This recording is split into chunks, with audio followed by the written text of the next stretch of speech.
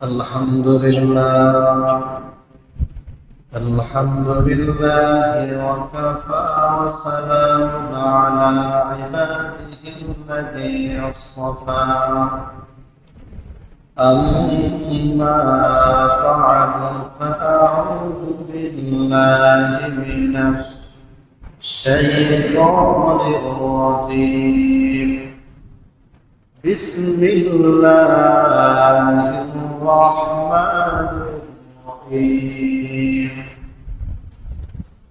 إن عدة الشهور عند الله 12 شهرا في كتاب الله وقال رسول الله صلى الله عليه وسلم صيام عاشوراء أحتسب أن يكفر السنة التي قبله أو كما قال النبي عليه الصلاة والسلام الحمد لله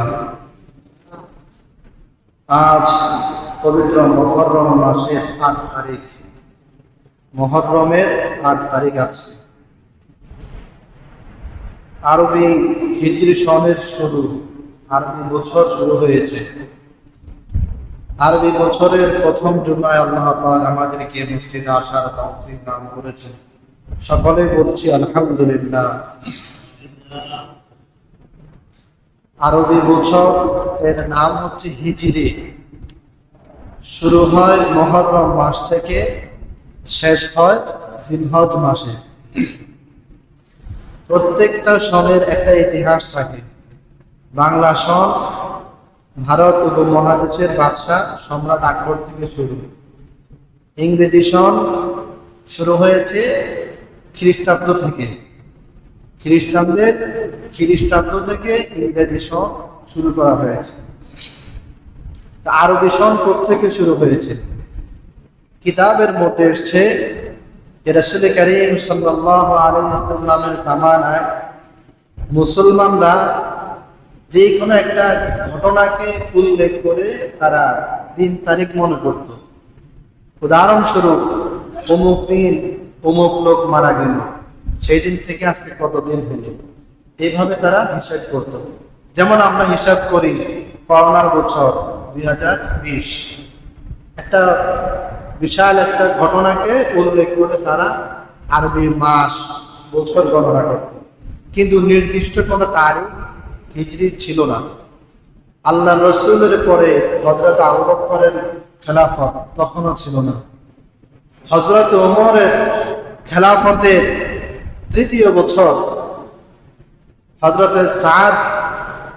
হযরত ওমরের খেলাফতের তৃতীয় বছর আবু মুসা আল আশআরী সাহাবীর নাম আবু মুসা আল আশআরী তিনি হযরত ওমরের কাছে চিঠি লিখলেন যে রাষ্ট্রীয় কোনো কাজ তারিখ না থাকলে করা যায় না আমাদের দৈনন্দিন কোনো কাজ তারিখ না থাকার কারণে আপনার বেগমের শিকার হয় কষ্টের শিকার হয় তখন হযরত ওমর ফারুক তৎকালীন সময়ে মদিনার বড় বড় সাহাবায়ে কেরামকে একত্রিত করলেন করে জিজ্ঞেস করলেন যে কি করা দরকার আমাদের তারিখ গণনা করতে পারি না যদি করতে হয় তো খ্রিস্টানদের খ্রিস্টাব্দ অনুযায়ী করতে হয় তখন সাহাবায়ে কেরাম পরামর্শ দিল যে আমাদেরকেও আমরা যে মুসলিম একটা জাতি আমাদেরও একটা নির্দিষ্ট বছর তারিখ থাকা দরকার তখন সাহাবায়ে কেরামের মধ্য হতে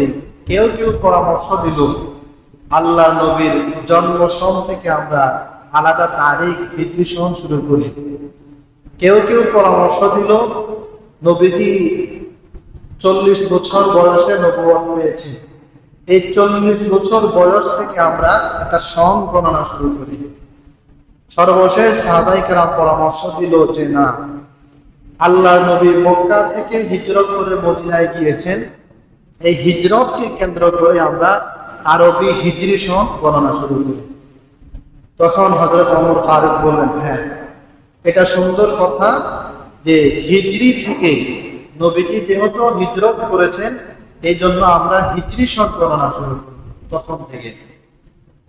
তো কোন কোন মাস আগে হবে?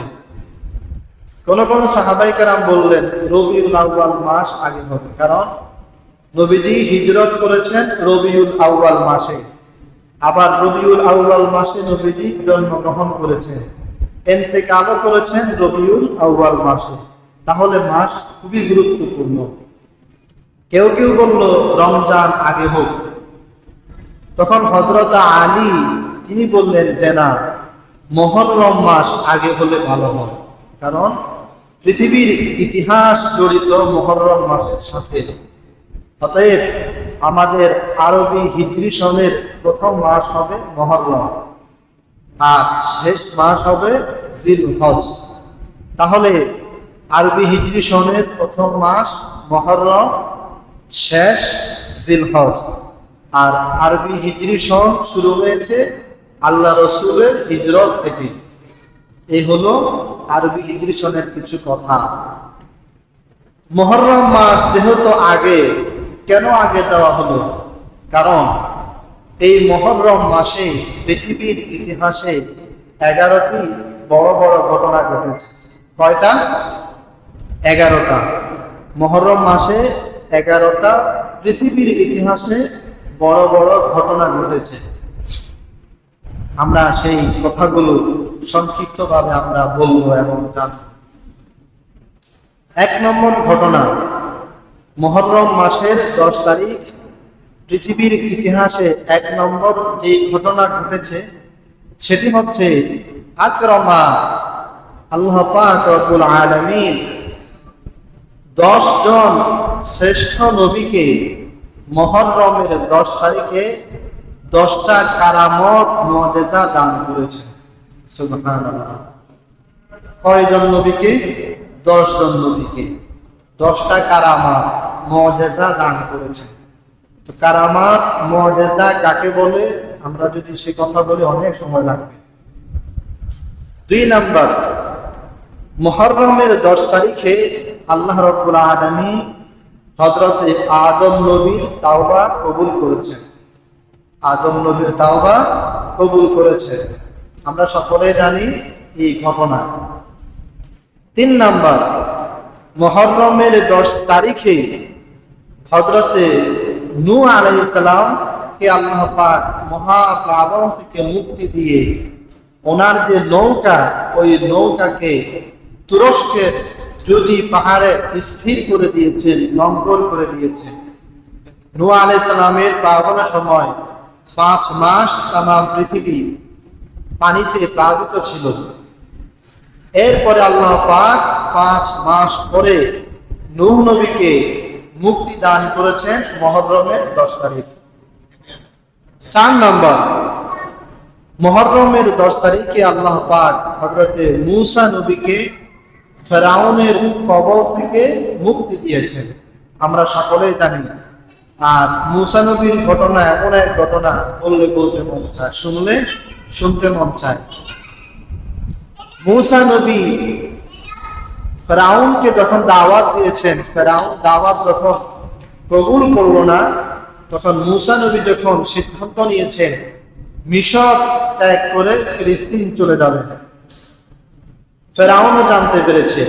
মূসা নবী তার জাতিকে নিয়ে প্রায় 5 থেকে 6 লক্ষ জাতিকে নিয়ে তিনি যখন লোহিত সাগরের কাছে আসতেন, নীল নদ নয়, বহুল প্রচলিত নীল নদ, ভুল কথা, লোহিত সাগর।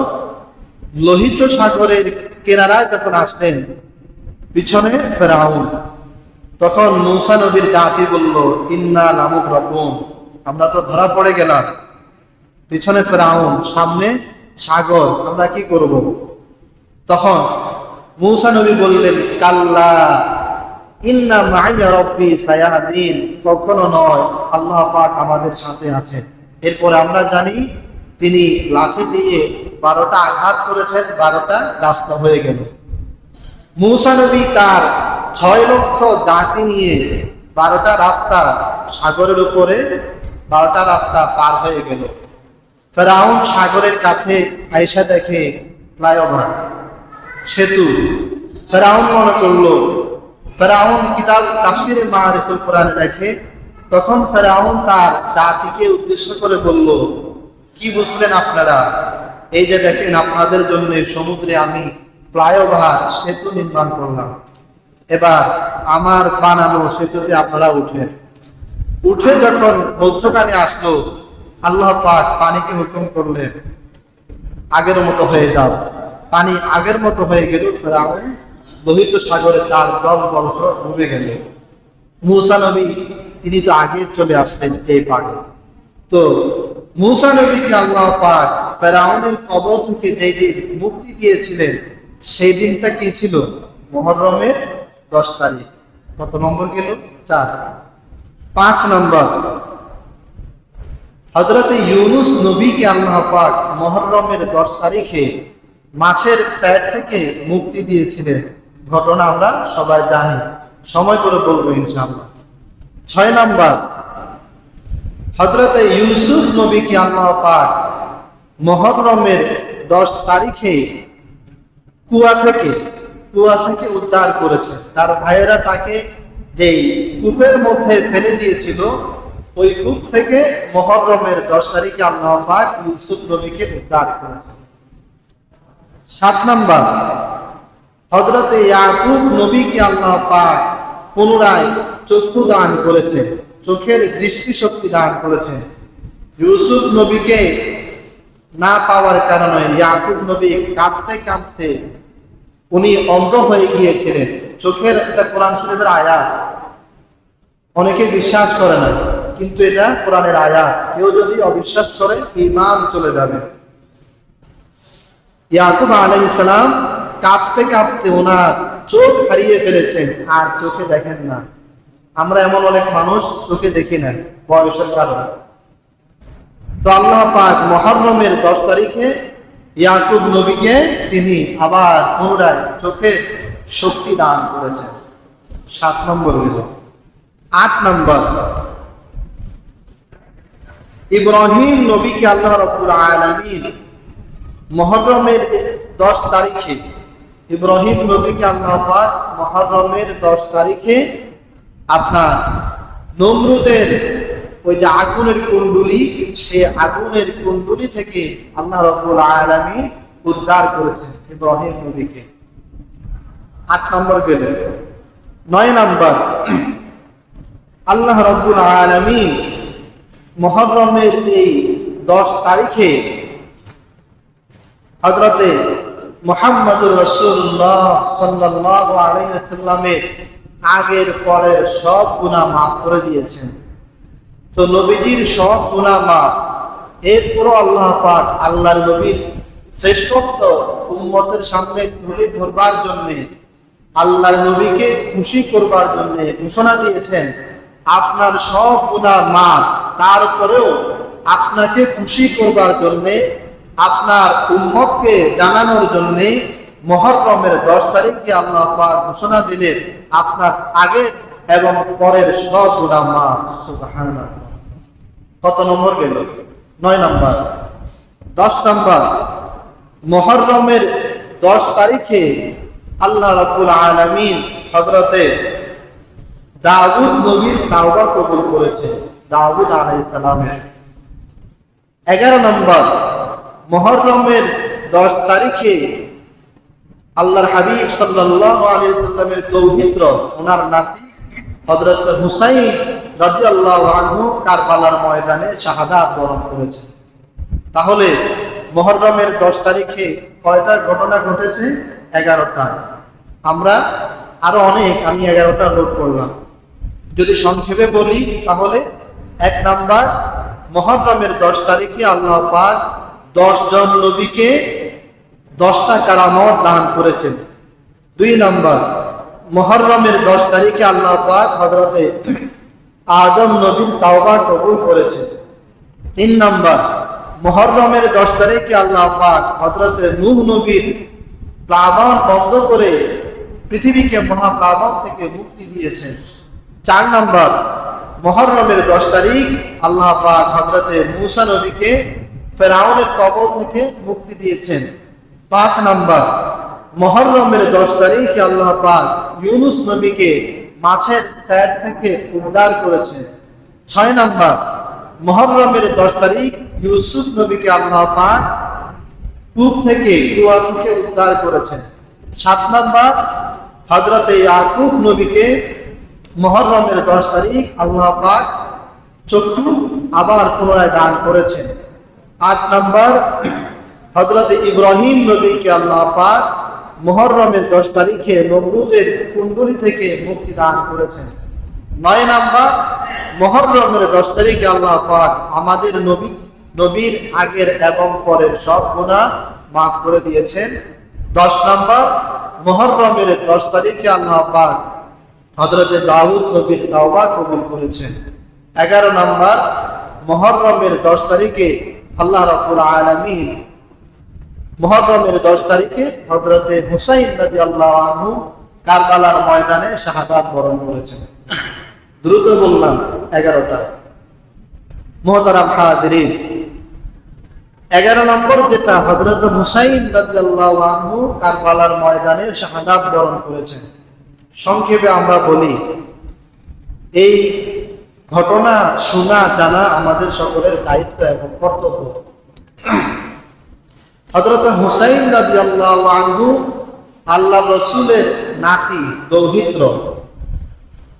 আল্লাহর হাবিবের ইন্তেকালের পরে খলিফা হয়েছেন হযরত আবু বকর, ওনার পরে খলিফা হয়েছেন হযরত ওমর, ওনার পরে খলিফা হয়েছেন হযরতে উসমান, তারপরে খলিফা হয়েছেন হযরতে আলী, তারপরে খলিফা হয়েছেন হযরত আলীর বড় ছেলে হযরতে হাসান রাদিয়াল্লাহু আনহু।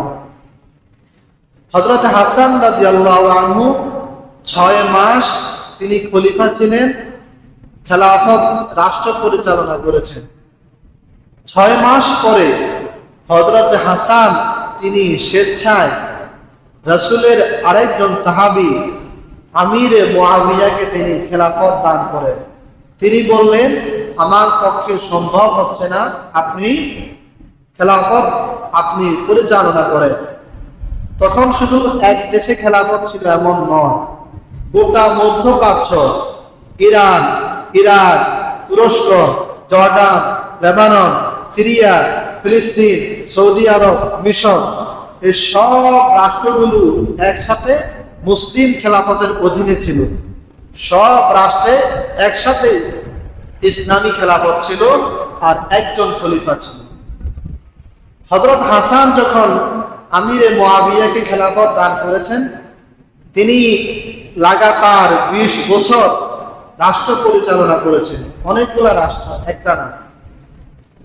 20 বছর পরে হযরতে আমিরে মুআবিয়া ইন্তেকাল করেছেন। ওনার ইন্তেকালের পরে তখন খলিফা নিযুক্ত হন ওনার ছেলে ইয়াজিদ। কিতাবের মধ্যে লেখে যে ইয়াজিদ কে হযরত আমিরে মুআবিয়া খলিফা নিযুক্ত করেছিলেন, কারণ তখন তিনি ভালো ছিলেন। কিছু মানুষ থাকে একটা সময় ভালো থাকে, পরে খারাপ হয়ে যায়, হয় না? হয়। আমিরে মুআবিয়া ইয়াজিদকে খেলাফতের দায়িত্ব দিয়ে তিনি ইন্তেকাল করেছেন। ইয়াজিদ খলিফা হয়েছেন, কিন্তু তিনি সাহাবী নন, সাহাবীর ছেলে। ইয়াজিদ এই গোটা মধ্যপ্রাচ্য, যে কয়েকটা রাষ্ট্রের নাম বললাম, গোটা মধ্যপ্রাচ্যের তিনি খলিফা। তিনি খলিফা হয়ে দেখলেন মদিনার বড় বড় কয়েকজন সাহাবী তাকে মানেন না, তার খেলাফত মানেন না। তন্মধ্যে উল্লেখযোগ্য হযরত হুসাইন রাদিয়াল্লাহু আনহু ইয়াজিদের খেলাফত তিনি মানেন না। তিনি দেখলেন তাম পৃথিবী তাকে মানে, কিন্তু হুসাইন যদি না মানে তার খেলাফত 2 দিনও টিকবে না, 2 দিনও টিকবে না, কারণ তিনি আল্লাহ রাসূলের নাতি। হুসাইন কেন মানেন না? হুসাইন মানতেছেন না এই জন্যে যে ইয়াজিদ হলো আমির মুআবিয়ার ছেলে। এখন ছেলে যদি খলিফা হয়, পরবর্তীতে বাপের পরে ছেলে এইভাবে চলতে থাকবে। এই জন্য হযরত হুসাইন তার খেলাফত মেনে নেননি। ইয়াজিদ ঘোষণা করলো যে হুসাইনকে গ্রেফতার করা হোক। এই দিক দিয়ে তৎকালীন ইসলামী সাম্রাজ্যের ইসলামী খেলাফতের রাজধানী ছিল ইরাকের কুফা নগরী। কুফা নগরীর লোকজন হযরত হুসাইনের নিকট চিঠি লিখল যে আমরা ইয়াজিদকে মানি না, আপনি কুফায় আসেন, আমরা আপনাকে মেনে নেব। কারণ খেলাফতের রাজধানী কোনটা? কুফা। রাজধানী যার দখলে, গোটা খেলাফত তার দখলে। হযরত হুসাইনের নিকট যখন একের পর এক চিঠি আসতে লাগলো, তিনি এটাকে যাচাই বাছাই করার জন্য হযরতে মুসলিম রাদিয়াল্লাহু আনহু ওনাকে পাঠান কুফা নগরীতে। বলেন, গিয়ে দেখো যে কুফা নগরীর মানুষ আসলে কি আমাকে চাচ্ছে কিনা। মুসলিম তিনি কুফা নগরীতে এসে দেখলেন যে কুফা নগরীর বাহ্যিক অবস্থা, তারা হুসাইনকে চায়, ইয়াজিদকে চায় না। মুসলিম তিনি আবার চিঠি লিখলেন যে আপনি কুফায় আসতে পারেন, বাস্তবিক কুফার লোকেরা আপনাকে চাচ্ছে। হযরত হুসাইন যখন চিঠি পেলেন মুসলিমের, তিনি নির্ভর হয়ে গেলেন, নিশ্চিত হলেন যে না, এখন আমি যেতে পারি। হযরত হুসাইন কুফা নগরের দিকে রওনা করলেন, আর ইয়াজিদ তার কানে খবর চলে আসলো হুসাইন কুফায় আসতেছে। তখন ইয়াজিদ কুফার যিনি গভর্নর ছিলেন ওবায়দুল্লাহকে ফরমান পাঠালেন। আমার কথা কি বুঝা যায় না? ফরমান পাঠালেন যে হুসাইন কোনোভাবে যাতে কুফা নগরীতে প্রবেশ না করে তাকে গ্রেফতার করবে। হযরত হুসাইন ওই যে মুসলিম ওনার চিঠি পেয়ে ৭২ জনের একটা কাফেলা, ছেলে মেয়ে ছোট বড় ৭২ জনের একটা কাফেলা নিয়ে কুফার উদ্দেশ্যে রওনা করলেন। মুসলিম চিঠি তিনি পাঠিয়ে দিলেন, আর এইদিকে ইয়াজিদ ঘোষণা করলো হুসাইনকে গ্রেফতার করার জন্য। কুফার গভর্নর ওবায়দুল্লাহ চিরনি অভিযান পরিচালনা করছেন। মুসলিম নামে এক ব্যক্তি কুফা নগরীতে আছে, সে কোথায়? তাকে খুঁজে বের করার জন্য তিনি চিরনি অভিযান পরিচালনা করছেন। অবশেষে তিনি মুসলিম রাদিয়াল্লাহু আনহু তাকে খুঁজে পেলেন। খুঁজে পেয়ে তাকে মারার জন্য গভর্নর হাউসের ছাদে উঠিয়ে ফেললেন। গভর্নর হাউসের ছাদে ওঠার আগে মুসলিম একজন লোককে কানে কানে বললেন, আমি তো নবীর নাতি হুসাইনকে চিঠি পাঠিয়ে দিলাম কুফায় আসার জন্য, আমি তো বুঝতে পারি নাই, এখন তো দেখতে পাচ্ছি কুফার অবস্থা খুবই থমথমে। তিনি যদি কুফায় আসেন তাহলে তারা তাকে মেরে ফেলবে, আমাকে তো এখনই তারা মেরে ফেলবে। দৌড়ে যাও, গিয়ে নবীর নাতিকে খবর পৌঁছে দাও যাতে তিনি কুফায় না আসে। আমার আগের খবর সঠিক ছিল না, অতি দ্রুত চলে যাও। এই কথা বলে মুসলিম চলে আসলেন ওবায়দুল্লাহর দরবারে। ওবায়দুল্লাহ মুসলিম ইবনে আকিলকে গভর্নর হাউসের ছাদে উঠিয়ে উপর থেকে ফেলে দিলেন নিচে। তিনি পড়ে শাহাদাত বরণ করলেন।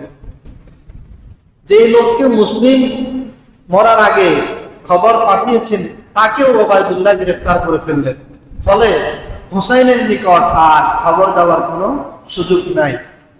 হযরত হুসাইন যখন কুফার প্রবেশ দ্বারে যখন আসলেন, তখন ওবায়দুল্লাহ তাকে অবরোধ করলেন, বললেন কোনোভাবেই কুফা নগরীতে প্রবেশ করা যাবে না। হযরত হুসাইন বললেন, কেন কুফা নগরীতে প্রবেশ করা যাবে না?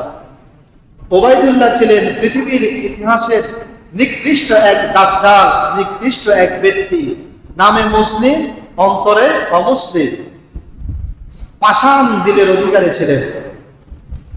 বাঘ বিতণ্ডায় যখন হুসাইনকে কুফায় প্রবেশ করতে দিচ্ছে না, তখন হুসাইন রাদিয়াল্লাহু আনহু 3টা প্রস্তাব করলেন। কয়টা প্রস্তাব? 3টা। 1 নাম্বার, আমাকে আবার মদিনায় ফিরে যেতে দাও, যেখান থেকে আমি আসছি সেখানে আমাকে আবার ফেরত যেতে দাও। 2 নাম্বার, আমাকে ইয়াজিদের সাথে দেখা করতে দাও। 3 নাম্বার, আমাকে অন্য কোনো দেশে চলে যেতে দাও। এই 3টার কোনো একটা আমাকে করতে দাও। কিন্তু ওবাইদুল্লাহ তিনি ইয়াজিদের সাথে সাক্ষাৎ করতে দেয় না, মদিনায়ও ফেরত যেতে দেয় না, অন্য কোনো রাষ্ট্রেও যেতে দেয় না। এক পর্যায়ে বাক বিতণ্ডা হতে হতে হযরত হুসাইন আগাতে আগাতে চলে আসলেন কারবালার ময়দানে। কারবালার ময়দানে যখন তিনি আসলেন তখন ছিল 9 মুহররম, 10 মুহররমের আগের দিন। আল্লাহ, 9 মুহররম হযরত হুসাইন রাদিয়াল্লাহু আনহু কারবালার ময়দানে তিনি ঘুমালেন রাত্রে। স্বপ্নে দেখে রাসূল করিম সাল্লাল্লাহু আলাইহি ওয়াসাল্লাম তাকে আহ্বান করছে আল্লাহর হাবিবের সাথে সাক্ষাৎ করার জন্য। 10 মুহররম সকালবেলা তিনি ফজরের নামাজ জামাতের সাথে আদায় করলেন। আদায় করে তিনি দেখলেন ওবাইদুল্লাহ 4500 সৈন্যবাহিনী নিয়ে হযরত হুসাইনকে ঘিরে ফেলেছে। হযরত হুসাইন বললেন যে মায় আয়া নেহি হো, আমি তো এখানে তোমাদের সাথে যুদ্ধ করতে আসিনি। মুঝে কো ফাওয়ালো মুসাফির না সমঝো, আমি তো এখানে যুদ্ধ করতে আসিনি, আমি এসেছি তোমাদের সাথে দেখা করবার জন্য। তাহলে কেন আমার সাথে যুদ্ধ? যুদ্ধ যদি আমি করতামই তবে মদিনায় তো 72 জন লোক নয়, আমি নিয়ে আসলাম মাত্র 72 লোক। আমি যদি ঘোষণা করতাম মদিনার তামাম মক্কা মদিনার মানুষ আমার সাথে চলে আসতো, তোমরা তো লেবাসে মুসলিম, তোমাদের সাথে আমার কিভাবে যুদ্ধ হবে? এক পর্যায়ে ওবাইদুল্লাহ এবং আরেকজন সৈন্য ছিল, নাম তার শিমার। কি নাম? শিমার। নামগুলো আমরা মনে রাখবো। তৎকালীন খলিফার নাম ছিল ইয়াজিদ। কুফা নগরীর গভর্নরের নাম ছিল ওবাইদুল্লাহ, আর তার প্রধান সেনাপতি ছিল শিমার। এই শিমার উপস্থিত লোকজনকে বলল, তীর নিক্ষেপ করো। এখন তো আমরা মিসাইল মারি, তাই না? মিসাইল নিক্ষেপ করি। তৎকালীন সময় তো মিসাইল ছিল না, তীর ছিল। তীর নিক্ষেপ করতো, চতুর্পাশ থেকে তীর নিক্ষেপের কারণে হযরত হুসাইন রাদিয়াল্লাহু আনহুর 72 জনের 71 জন শাহাদাত বরণ করলো, শহীদ হয়ে গেল কারবালার ময়দানে। সর্বশেষ হযরত হুসাইন একা। হযরত হুসাইনকে মারার জন্য অনেকেই সাহস করতেছে না, কারণ নবীর নাতি, সাহস করছে না। এক পর্যায়ে সীমার যখন দেখলেন যে অনেকে ভয় পাচ্ছে হুসাইনের গায়ে আঘাত করার জন্য, সীমার সাথে সাথেই বলল, তীর নিক্ষেপ করলো হুসাইন রাদিয়াল্লাহু আনহু শরীরে। সাথে সাথেই হযরত হুসাইন কারবালার ময়দানে সেখানে পড়ে গেলেন। হুসাইন যখন তীরের আঘাতে পড়ে গেলেন তখন সীমার হুসাইন রাদিয়াল্লাহু আনহু বুকের উপরে বসে ওনার দেহ থেকে মাথা কেটে আলাদা করে ফেলল। কারবালার ময়দানে হযরত হুসাইন রাদিয়াল্লাহু আনহু শাহাদাত বরণ করলেন। মুহতারাম হাজিরিন, এই হলো কারবালার সংক্ষিপ্ত কথা, অতি সংক্ষিপ্ত। হযরত হুসাইনের হত্যার সাথে যারা জড়িত, 1 নম্বরে ইয়াজিদ, 2 নম্বর ওবাইদুল্লাহ, 3 নম্বর শিমার, এরপর আরো অনেকজন। কিতাবের মধ্যে লেখে এরপরে 4 বছরের মাথায় একটাও আর পৃথিবীতে জীবিত ছিল না, সবগুলো মারা গিয়েছিল। হযরত হুসাইন রাদিয়াল্লাহু আনহুর শাহাদাত থেকে আমাদের কি শিক্ষা? 1 নম্বর শিক্ষা যে হযরত হুসাইন তাবেদার, গোলাম, ইয়াজিদ, ওবাইদুল্লাহ, শিমার তাদের কাছে মাথা নত করেনি। তিনি লড়ে গেছেন, শাহাদাত বরণ করেছেন, কিন্তু মাথা নত করেনি। অতএব আমাদের 1 নম্বরের শিক্ষা, আমরাও কোনো তাগুত, কোনো তাবেদার, কোনো অপশক্তির কাছে কখনোই মাথা নত করব না। 2 নম্বরের শিক্ষা, হযরত হুসাইন রাদিয়াল্লাহু আনহু তিনি শাহাদাতকে আলিঙ্গন করেছেন, শাহাদাত বরণ করেছেন। আমরাও আমাদের জীবনে শাহাদাতের মৃত্যু, শাহাদাতের কামনা করব, আমাদের মওত যেন শাহাদাতের মওত হয়। মুহতারাম হাজিরিন, হযরত হুসাইন যেই দিন কারবালার ময়দানে শাহাদাত বরণ করেছেন, সেই দিনটা ছিল 10 মুহররম, আশুরার দিন। অতএব আজকে আমাদের মুহররমের 8 তারিখ, আগামীকাল 9, রবিবার 10 তারিখ।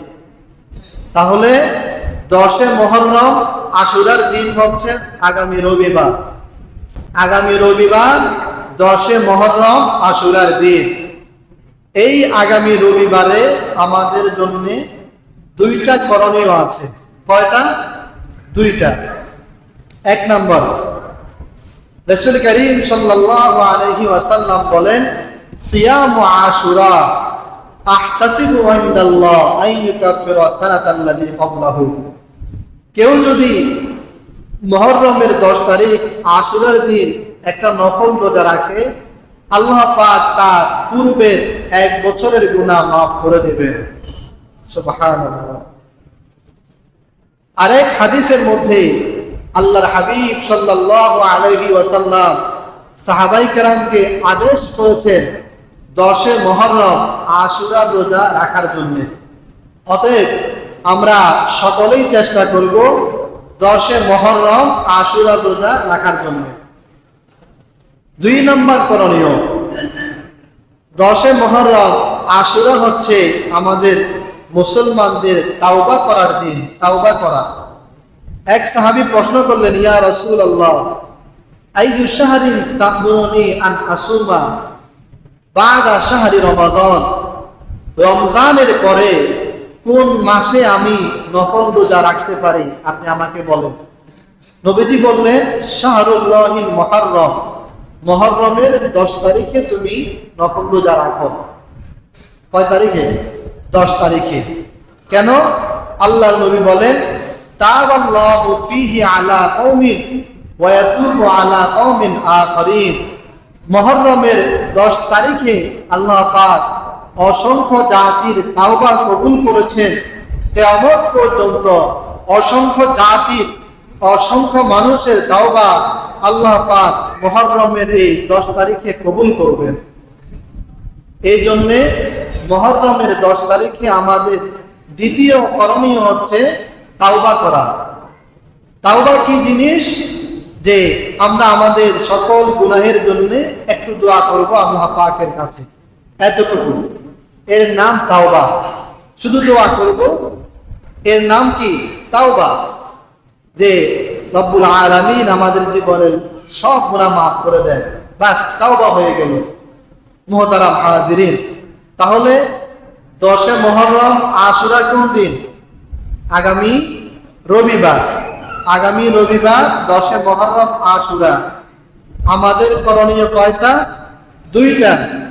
1 নম্বর করণীয়, এই 10 মুহররম আগামী রবিবার আমরা একটা নফল রোজা রাখবো। 2 নম্বর করণীয়, আমরা আল্লাহ পাকের কাছে তাওবা করব। কি করব? তাওবা করব। এই 2টা করণীয়। আরেকটা করণীয় হাদিসে পাওয়া যায়, সেটা সম্ভব হলে করব। সেটি হচ্ছে আল্লাহ রাসূল বলেন, মান ওয়াসা আলা নাফকাতি আয়ালিহি, যার সামর্থ্য আছে সে যেন মুহররমের 10 তারিখে একটু ভালো খাবারের আয়োজন করে। এটি সহিহ হাদিস নয়, তবে আমল করলে করা যায়। যার সামর্থ্য আছে সে যেন মুহররমের 10 তারিখে একটু ভালো খাবারের আয়োজন করে। এই হাদিসের বর্ণনাকারী হযরত সুফিয়ান বলেন যে আমি মুহররমের 10 তারিখে ভালো খাবারের আয়োজন করে এর ফলাফল পেয়েছি। আল্লাহ পাক আমার রিজিকে ভরপুর বরকত দান করেছেন। এই জন্য সম্ভব হলে আমরা ভালো খাবারের আয়োজন করতে পারি। ফরজ ওয়াজিব কিছুই না, যদি সম্ভব হয় আমরা করব। মহান রব্বুল আলামিন আমাদেরকে তৌফিক দান করুন। মুহতারাম হাজিরিন, আজকে আমরা মুহররমের আশুরা সম্পর্কে আমরা আলোচনা করলাম। সর্বশেষ আমরা আলোচনা করলাম যে আশুরার দিন পৃথিবীর ইতিহাসে বড় বড় 11টি ঘটনা ঘটেছে। তারপরে আশুরার দিন আমাদের জন্য 2টা করণীয়। একটা হচ্ছে নফল রোজা রাখা, আর একটা হচ্ছে তাওবা করা। মহান রব্বুল আলামিন আমাদের সকলকে তৌফিক দান করুন।